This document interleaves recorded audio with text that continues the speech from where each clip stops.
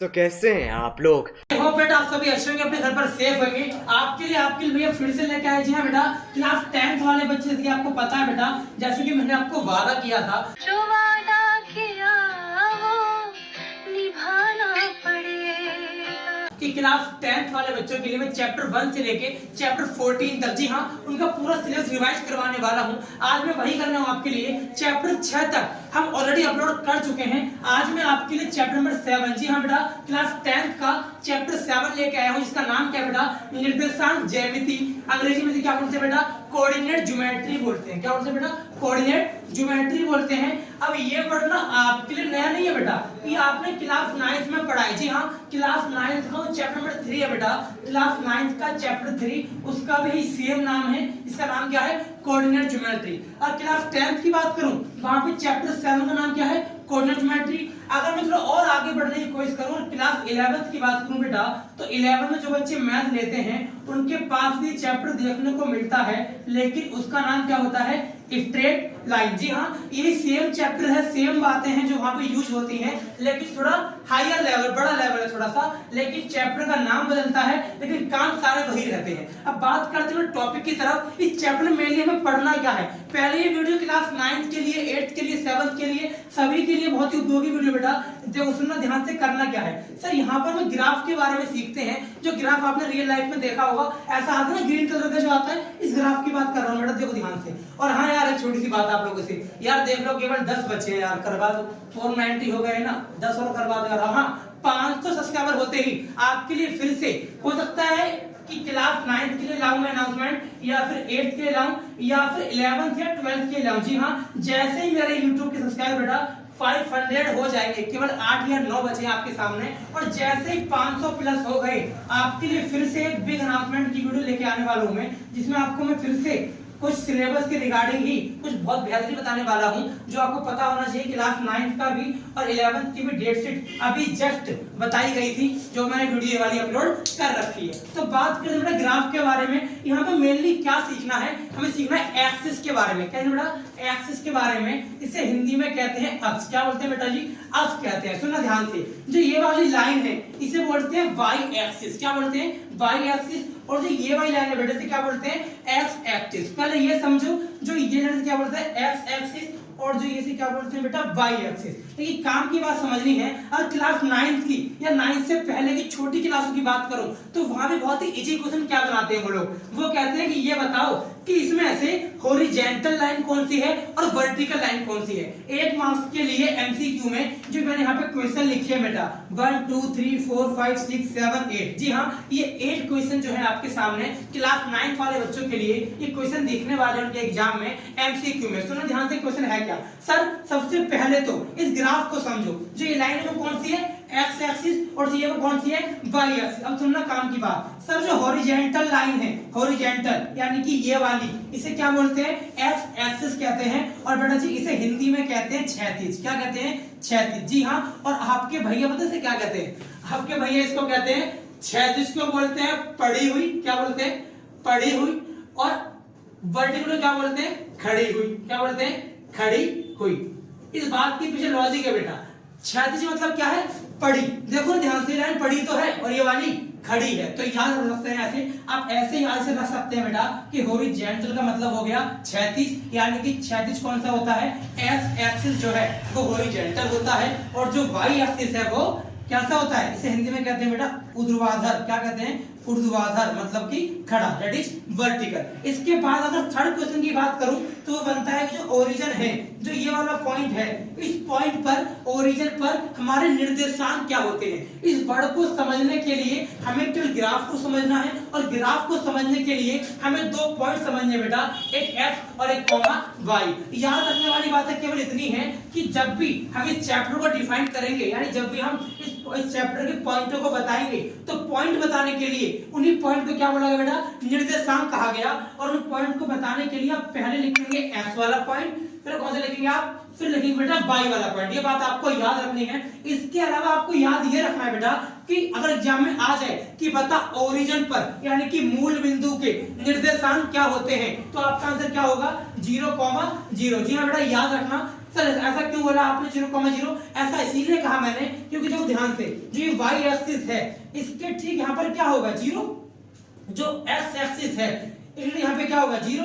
तो सर इस वाले एक्सिस में x भी 0 है इसलिए पहले लिखा x वाला, और इस वाले में ये भी 0 ही तो है इसलिए क्या लिखा, ये भी 0 लिखा। दैट मींस सर कि यहाँ पर x और y 0 होता है, ये बताना चाहते हो। अगर एग्जाम में ऐसा क्वेश्चन आ जाए कि पता x भी 0 के बराबर है और y भी 0 के बराबर है, तो ये कौन सा पॉइंट है, तो आपका आंसर क्या होगा जी, ओरिजिन, दैट इज मूल बिंदु बोलते हैं इसे, कभी कभी इसे केंद्र बिंदु का नाम भी देते हैं, बात आपको याद रखनी है। सर इसके अलावा सर 3 क्वेश्चन मैंने बता दिया आपको, एक हॉरिजॉन्टल, एक वर्टिकल और तीसरा इज ओरिजिन। सर चौथा क्वेश्चन क्या बनेगा, बड़ा चौथा क्वेश्चन बनेगा ये वाला कि बताओ कि f एक्सिस पर पॉइंट क्या होते हैं, कि f अक्ष पर पॉइंट क्या होते हैं। आपको खाली इतना रखना है, अगर बात करेगा x अक्ष की तो आप बोलेंगे कि f अक्ष पर y 0 होता है, और आपसे पूछा जाए कि y अक्ष पर क्या होता है, तो y अक्ष पर बेटा x 0 होता है। बस यही दो बातें हैं कि x अक्ष पर y 0 और y अक्ष पर x 0। ठीक है जी। इसके बाद यहाँ पर 3 वर्ड आने वाले हैं,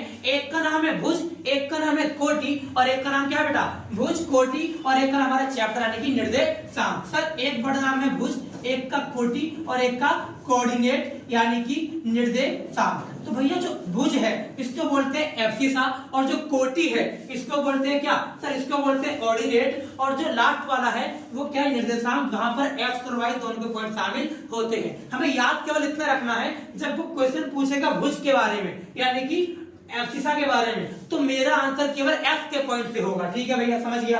और भैया अगर पूछा ऑर्डिनेट के बारे में तो मेरा आंसर केवल y के बारे में होगा।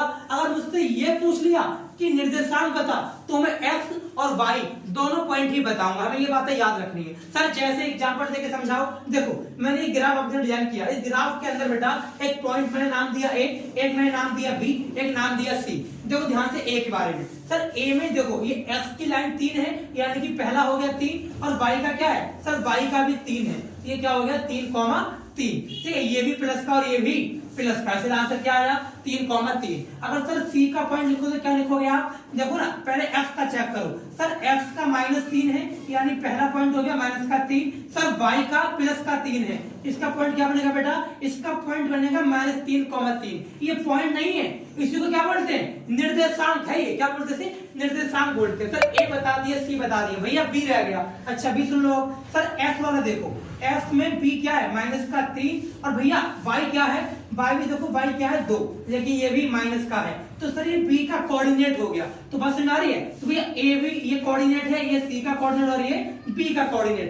लेकिन मुझसे अगर पेपर में ये पूछ लिया कि बता a का भुज क्या है, a का भुज, तो मुझे पीछे वाले यानी कि y से मतलब नहीं है, इससे मतलब नहीं, आंसर क्या होगा, ओनली 3 होगा। अगर मुझसे ये पूछा कि बता b की कोटि क्या है, b की कोटि, तो मुझसे x वाले से मतलब नहीं है, तो आंसर क्या होगा -2, क्योंकि ये y है, y वाला कोटि होता है यानी कि ऑर्डिनेट होता है। अब मुझसे ये पूछ लिया कि पता c का कोऑर्डिनेट क्या है, निर्देशांक क्या है, तो मेरा आंसर दोनों होगा, दैट इज -3,3। याद रखना पहले वाला x दूसरे वाला y, इस तरीके से कहानी चलती है। और यहाँ पर आप इस पॉइंट एग्जाम में लिखे हुए हैं, और मैंने क्या लिखा, एब्सिसा मतलब x का पॉइंट, कोऑर्डिनेट मतलब y का पॉइंट। इससे बच्चे इजीली समझ जाते हैं मैंने क्या बात है आपको बताई। इसके बाद सर एक क्वेश्चन और खतरनाक सा है जो कि क्लास 10th के लिए है बेटा। देखो ये a पॉइंट है, पेपर में क्वेश्चन क्या आता है कि बता इस a पॉइंट से लेके इस b पॉइंट तक की दूरी कितनी है, यहां से लेके यहां तक की दूरी कितनी है। हालांकि ये क्लास 9th में भी आ चुका है, मिड टर्म में आपने ध्यान से फोकस किया हो तो लास्ट वाला क्वेश्चन एग्जाम में मिड टर्म में ही आया था, ऐसे करके लाइन खींची हुई थी और आपसे दूरी पूछी गई थी। ठीक है जी। तो खैर अब क्लास 10th के पर्पस से बात करते हैं कि किस तरीके से आप इसके यहां से लेके यहां तक की मतलब a से लेके b तक की दूरी फाइंड कर सकते हैं। चलिए आगे बढ़ते हैं। हाँ तो आगे बढ़ते क्लास 10th की तरफ। जी हाँ, क्लास 10th वाले बच्चों के लिए हमने 3 कॉन्सेप्ट में डिवाइड किया बेटा। सुनेंगे ध्यान से, 3 कॉन्सेप्ट वो है क्या। सर कॉन्सेप्ट नंबर 1 हमें क्या पढ़ रहे हैं यहाँ पर, इसका नाम रखा गया distance formula. Sir concept number 2 में क्या पढ़ना है बेटा, दैट इज सेक्शन फॉर्मूला। और सर कॉन्सेप्ट नंबर 3 में क्या पढ़ना है, that is area of triangle. लेकिन बधाई हो बेटा, क्या क्योंकि ये एरिया ऑफ ट्रायंगल है ना वो सिलेबस से जा चुका है। जी हाँ, इस सिलेबस से खत्म, टाटा बाय। सर केवल 3 बचे हैं, कौन कौन से, एक कॉन्सेप्ट 1 और कॉन्सेप्ट 2। क्लास 10th के अकॉर्डिंग हमारे पास हमारी बुक में दो एक्सरसाइज है बेटा, एक है 7.1 प्रश्नावली, एक है 7.2। सर 7.1 अप्लाई होगा उसमें मेरा कॉन्सेप्ट नंबर 1 और सर 7.2 अप्लाई होगा क्या मेरा कॉन्सेप्ट नंबर 2। जी हाँ, एक 7.3 भी हुआ करती थी जो कि अब सिलेबस से जा चुकी है और इसमें मेरा अप्लाई क्या हो रहा था बेटा, इसमें मेरा कॉन्सेप्ट नंबर 3 अप्लाई हो रहा था जो सिलेबस से जा चुका है। सर हमें कॉन्सेप्ट नंबर 1 और 2 पे अच्छे से फोकस करना है। ये वही चैप्टर है जो मैंने आपको कहा था कि बहुत ही इजी है, याद है मैंने इजी कैटेगरी में रखा था। ये तो उन्हीं बच्चों को पता होगा इजी कैटेगरी का मतलब जिन्होंने मेरी ये वाली वीडियो देखी। कोई बात नहीं बेटा, सुनेंगे ध्यान से। तो सर 7.1 के अंदर 1 से लेके 10 क्वेश्चन है और जो एग्जाम में छपेंगे वो क्वेश्चन नंबर 5 से लेके 10 तक कोई ना कोई आएगा ही आएगा। सर 7.2 में क्वेश्चन नंबर 1 से लेके 10 तक यहाँ भी है जो कि एग्जाम में क्वेश्चन नंबर 3, 5, 7, 9 और 10 ये 5 क्वेश्चन अक्सर देखने को मिल जाते हैं। ये वाले 5 क्वेश्चन यहाँ से, 5 क्वेश्चन यहाँ से। इसके बाद यहाँ पे जो कॉन्सेप्ट नंबर 2 है बात करेंगे। पहले बात करते हैं कॉन्सेप्ट नंबर 1 की बेटा। इसका नाम क्या है सुनेंगे ध्यान से, डिस्टेंस फॉर्मूला। मैंने आप ही की बुक का 7.1 का 2024 नई बुक है उसके अकॉर्डिंग क्वेश्चन नंबर 1 का सेकंड पार्ट लिया है। सुनना ध्यान से, आज हमें ए से लेके बी तक की दूरी फाइंड करनी है, डिस्टेंस फाइंड करना है। और डिस्टेंस फाइंड करने के लिए क्वेश्चन ने मुझे बताया कि ए का कोऑर्डिनेट -5,7 है और जो बी का कोऑर्डिनेट है बेटा वो -1,3 है। इन दो कोऑर्डिनेट के अकॉर्डिंग क्वेश्चन ने मुझे कहा कि find the distance between a and b, a से लेके बी तक की दूरी ज्ञात करें। तो मैंने क्या करा सर, यहाँ पे हमारे क्या लगता है दूरी सूत्र। जी हाँ, डिस्टेंस फॉर्मूला लगता है बेटा। और फॉर्मूला होता है क्या सुनना ध्यान से, तो मैंने लिखा फॉर्मूला AB = F2 - F1 का whole square plus Y2 - Y1 का होल स्क्वायर। सर ये F1 Y1 F2 Y2 सब क्या है बता रहा हूं, रुको ना।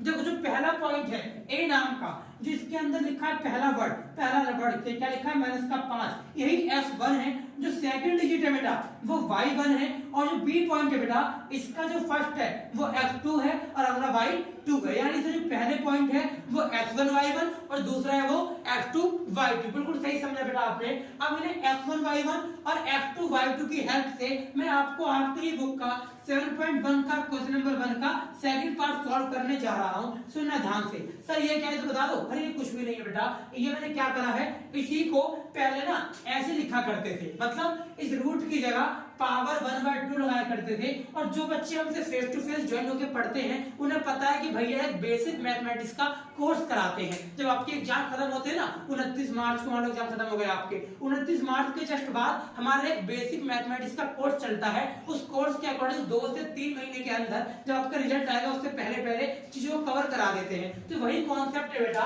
वहां से क्या निकल कर आया, वहां से निकल कर आया अगर कहीं भी रूट लिखा हो तो हम रूट को उस नंबर की पावर 1/2 भी लिख सकते हैं। ये बेसिक फिनोमेना हमारी फेस टू फेस क्लास चलती है जो आजादपुर में, मुकंदपुर में, आदर्श नगर में, ये वहां पर चीजें हम डीपली बताते हैं। खैर बात करते हैं, बस में आ गई ना, यहाँ पर रूट की जगह हम ये करना चाह रहे हो आप कि पावर 1/2 भी लगा सकते हैं। ठीक है, ये आगे बात करते हैं। सर F2 - F1 का होल स्क्वायर। भैया F2 क्या है, यहाँ पर F2 माइनस का 1 है, यहाँ पे क्या लिखा मैंने -1। भैया F1 क्या है -5 है। बड़ी सावधान से काम करना है क्योंकि सर यहाँ फॉर्मूला भी माइनस है और यहाँ भी माइनस है। इसका मतलब ये अल्टीमेटली प्लस ही होंगे, लेकिन फिर भी मैं आपको ऐसे लिख के दिखा रहा हूँ, सुनना ध्यान से।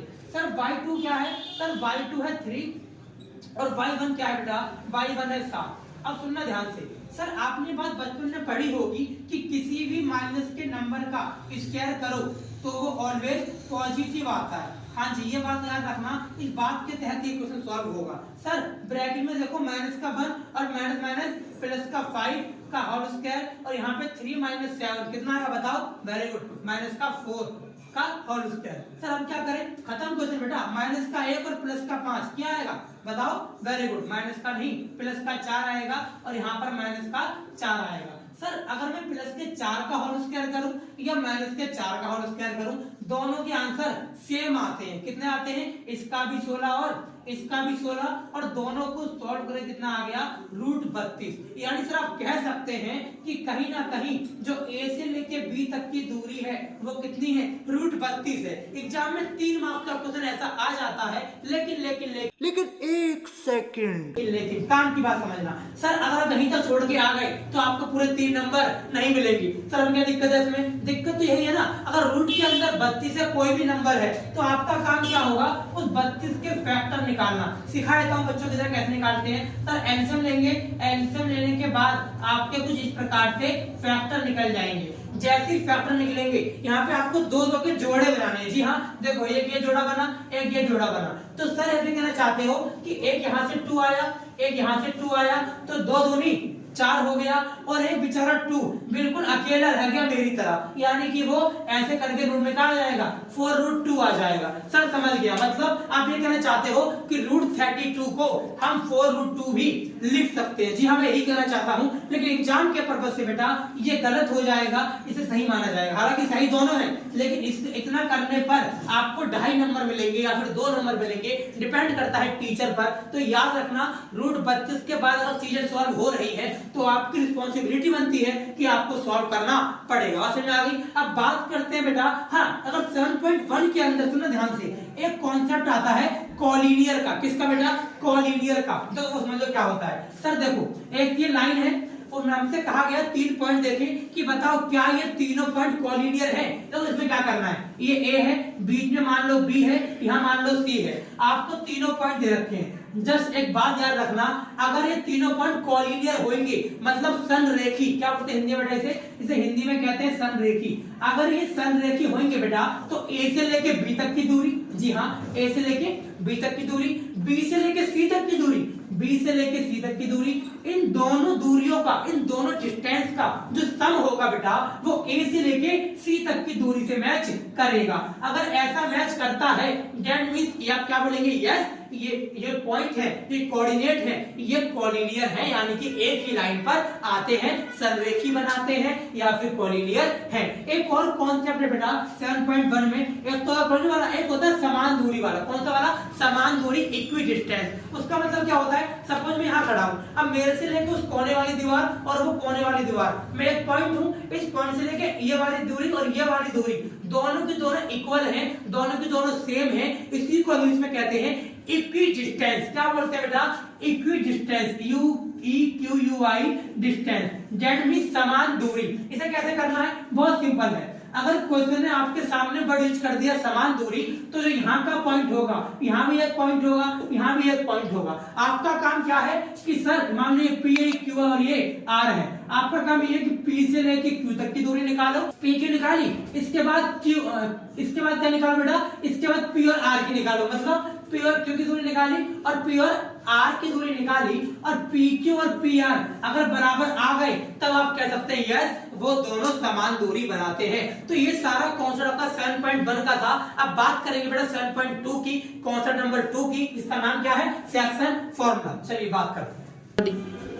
हाँ जी, तो बात करेंगे बेटा कॉन्सेप्ट नंबर 2 की बात करेंगे। अब सर कॉन्सेप्ट नंबर 2 का नाम क्या था? Section formula. जी हाँ बेटा, हिंदी में क्या बोलते हैं? विभाजन सूत्र। भैया इसमें क्या होता है? सर इसमें भी आपको 2 कोऑर्डिनेट, जी हाँ 2 कोऑर्डिनेट दिए होते हैं, लेकिन क्वेश्चन आपसे ये चाहता है कि सर इस लाइन को, इस ए और बी लाइन को आज मैं क्या करूंगा? डिवाइड कर दूंगा। जी हाँ, विभाजन का मतलब क्या होता है? सेक्टराइज करना, डिवाइड करना। ये नाम क्या रखा गया? सेक्शन, यानी कि उसको सेक्शन में पार्टीशन कर रहे हैं, उसको बांट रहे हैं। तो फॉर्मूले ने क्या कहा? क्वेश्चन ने क्या कहा? क्वेश्चन ने कहा कि आज मैं ए और बी लाइन को डिवाइड करूंगा, और किस रेशियो में डिवाइड करूंगा वो रेशियो भी आपको बताऊंगा। जैसे उसने कहा आपका 7.2 का जो क्वेश्चन नंबर 1 का क्वेश्चन नंबर 1 है, आपका 7.2 का जो क्वेश्चन नंबर 1 है वो आपको मैं बताता हूँ कैसे करना है। सर ए और बी एक पॉइंट हो गए, आपको ए भी गिवन है और बी का पॉइंट भी गिवन है। क्वेश्चन ने कहा कि ये ना एक बीच में कहीं भी कटा होगा, मतलब उसको डिवाइड करता है कोई एक पॉइंट जिसका आपको नाम नहीं दिया गया, मैंने उसे सी मान लिया। फिर क्वेश्चन ने कहा कि उस लाइन को, जो एक पॉइंट है बीच में, उस ए बी वाली लाइन को ये पॉइंट 2:3 में, जी हाँ 2:3 में डिवाइड करता है। हमारा चैप्टर सिखाता है, इस चैप्टर के अंदर रेशियो है, उसको मान लो m/n। क्या मान लो? m/n। जो m/n वाली कहानी है ना बेटा, वो क्लास 11th में है। हमारी बुक में क्या सिखाया गया? हमें सिखाया गया m1 और m2। क्या सिखाया बेटा? m1 और m2। तो याद रखना m1 और m2 बोले तो रेशियो, जिस रेशियो में डिवाइड किया जाता है। ये आंसर क्या करना चाहते हो? According to 10th class m1 की वैल्यू 2 है और m2 की वैल्यू 3 है, but according to 11th class m की वैल्यू 2 है और n की वैल्यू 3 है। खाली इतना चेंज है, बाकी सब कुछ सेम है बेटा। अब भैया क्या करोगे आप? सर जो जिस पॉइंट पे डिवाइड किया था, मैं असल में वो पॉइंट निकालना चाहता हूँ, मैं वो x और y निकालना चाहता हूँ, और x और y निकालने के लिए हमें सेक्शन फॉर्मूला, विभाजन सूत्र का यूज करना होगा, और आज वो फॉर्मूला हमारे सामने है। देखिए जी सर, इस वाले C पॉइंट का x निकालने का फॉर्मूला क्या है? m1 को मल्टीप्लाई कर दो f2 से और प्लस कर दो m2 को गुणा कर दो किससे? f1 से, और नीचे इन दोनों रेशियो का सम आ जाएगा। ठीक है भैया, समझ गया? सर y का भी सेम, बिल्कुल बेटा y का भी सेम। सर ये बात तो फिक्स है, चाहे s निकालना हो चाहे y निकालना हो, दोनों के अनुपात को नीचे जोड़ना है। बिल्कुल सही कह रहे हो आप, यानी 2:3 को नीचे जोड़ना है, बट एक बार m1 को f2 से गुणा करना है और एक बार m1 को y2 से। अब ये f1 f2 क्या है, y1 f2 क्या है, तो मैंने आपको अभी समझाया था। तो वीडियो को लास्ट तक देखना बेटा, आप पूरा कॉन्सेप्ट समझ जाओगे, कैसे नंबर में स्कोर करना है, कैसे नंबर लाने। चैप्टर बहुत इजी है बेटा, सुनना ध्यान से। सर f निकालने के लिए क्या करोगे?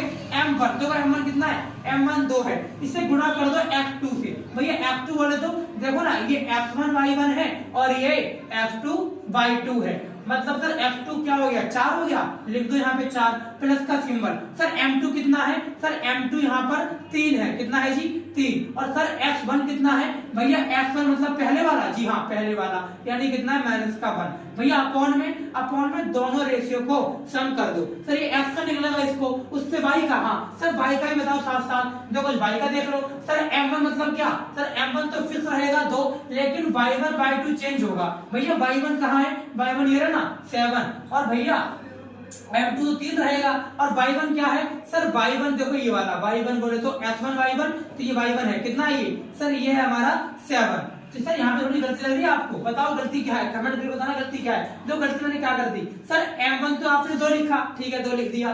सर m1 के बाद क्या होता है? y2, तो भैया ये तो f1 y1 है, तो y2 तो ये होगा ना, बिल्कुल सही कह रहे हो आप। यानी यहाँ पर क्या आना चाहिए था? यहाँ पर माइनस का 3 आना चाहिए था। और सर m2 बोले तो m2 3 हो गया, और y1 क्या हो जाएगा? सर y1 हो जाएगा, यानी कि ये 7। नीचे सर कुछ भी हो, लेकिन दोनों रेशियो को हमें जोड़ना ही, बात भी याद रखनी है। देखो जी f का आंसर आ गया। सर 2 4 जा 8 और 3 1 जा 3, माइनस हो जाएगा, प्लस माइनस माइनस, नीचे 5 रहेगा दोनों केस में। ठीक है सर 2 3 6 यानी माइनस का 6, और 7 3 जा 21 अपॉन में सर 5 ही रहेगा दोनों केस में। सर इनको सॉल्व करेंगे तो आंसर आएगा 5/5, यानी भैया इसका आंसर आ गया 8। कट गए ना दोनों। और सर y का आंसर क्या आएगा? भैया माइनस का 6 प्लस का 21, कितना आएगा बेटा? 15 अपॉन में 5। सर इसका आंसर कितना आ जाएगा? 5 से 15 कट गया, कितनी बार में? 3 बार में। ठीक है जी, तो इस तरीके से हमारा x का आंसर कितना आ गया? 1, और y का आ गया 3। तो सर हमने ये x और y के कोऑर्डिनेट निकाल दिए। क्या निकाल दिए?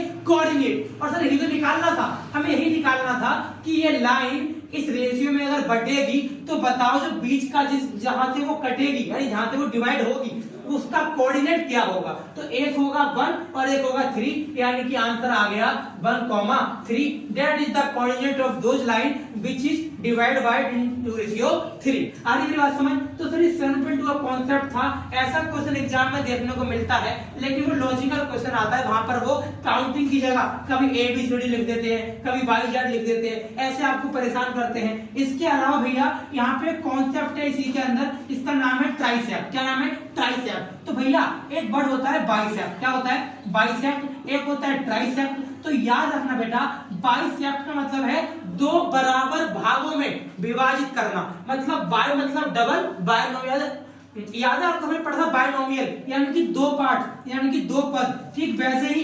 बाइसेक्टर का मतलब है एक लाइन को 2 इक्वल पार्ट में सेक्ट करना, डिवाइड करना। और ट्राइसेप्ट का मतलब है एक ही लाइन को 3 इक्वल पार्ट में। यानी ये कहना चाहते हो क्या कि एक क्वेश्चन आएगा यहाँ पर ट्राइसेप्ट का, तो उसे ऐसे करना है। हाँ उसे ऐसे करना है, लाइन खींचिए आपने ए बी, अब उसके ना 3 पार्ट होंगे, एक से लेके यहाँ तक, एक से लेके यहाँ तक और एक से लेके यहाँ तक, 3 पार्ट हो गए, पहला पार्ट, दूसरा पार्ट, तीसरा पार्ट। अब ट्राइसेप्ट वाले क्वेश्चन आपसे क्या कहेगा, वो कहेगा ए बी है और ये सी है, आपसे कहेगा कि भैया ए से लेके बी का मैं ए का पॉइंट दूंगा और बी का पॉइंट दूंगा। क्वेश्चन कहेगा आपको बी का पॉइंट बताना है और सी का पॉइंट बताना है। अब बी और सी का पॉइंट बताने के लिए पूरा प्रोसेस सेम होता है, पर फर्क क्या होता है सर, यहाँ पे 2 रेशियो वाले, कुछ फर्क नहीं होता बेटा, आप इसको भूल जाएंगे, आप ए और सी को देखेंगे, ए और सी को देख के ये वाला पॉइंट आ जाएगा, फिर आप बी और डी को देखना और बी और डी को देख के ये वाला पॉइंट आ जाएगा।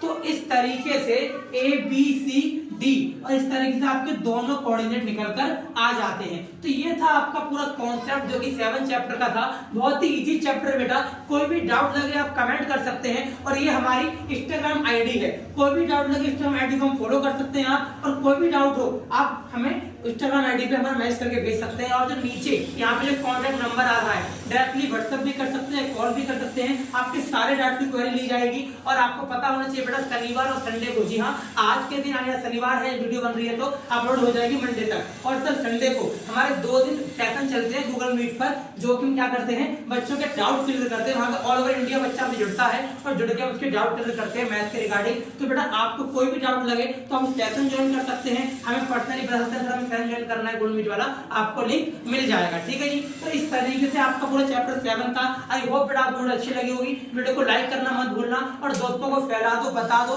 कि यहाँ पर चैप्टर 7 ही नहीं 1 2 3 4 5 से ऑलरेडी अपलोड है, प्ले लिस्ट भी बनकर तैयार हो चुकी है। ये देखो यही प्ले लिस्ट बेटा, ये पूरी प्ले लिस्ट है जहाँ पे हमारे चैप्टर नंबर 1 से लेकर 6 तक ऑलरेडी अपलोड है, ठीक है बेटा। तो ऐसे करते करते हमारे पूरे चैप्टर 14 तक का पूरा खत्म कर देंगे। तो थैंक यू सो मच। अब तुम लोग गलती से अगर नए हो तो सब्सक्राइब करो, वो जो लाल वाला बटन है उस पर अपने जीजा जी फेंक के मारो या फूफा जी, मुझे नहीं पता, बस क्लिक हो जाना चाहिए।